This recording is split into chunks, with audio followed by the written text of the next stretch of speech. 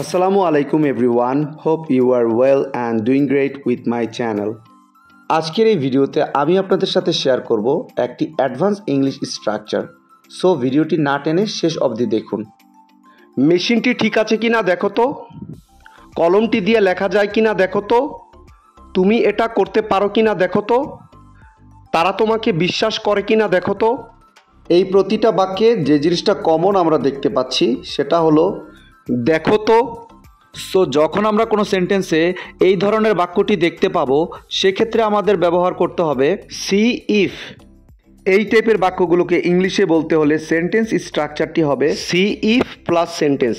চলুন তাহলে এই স্ট্রাকচারটি দিয়ে এক্সাম্পলগুলি দেখা যাক। মেশিনটি ঠিক আছে কিনা দেখো তো, see if the machine is okay. See if the machine is okay. কলমটি দিয়ে লেখা যায় কিনা দেখো তো, see if the pen writes. See if the pen writes. তুমি এটা করতে পারো কিনা দেখো তো, see if you can do this. See if you can do this. তারা তোমাকে বিশ্বাস করে কিনা দেখো তো, see if they believe you.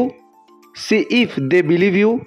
I hope এই স্ট্রাকচারটা আপনারা ভালোভাবে বুঝতে পেরেছেন। Now it's your turn. তুমি আমাকে সাহায্য করতে পারো কিনা দেখো তো, তুমি আমাকে সাহায্য করতে পারো কিনা দেখো তো।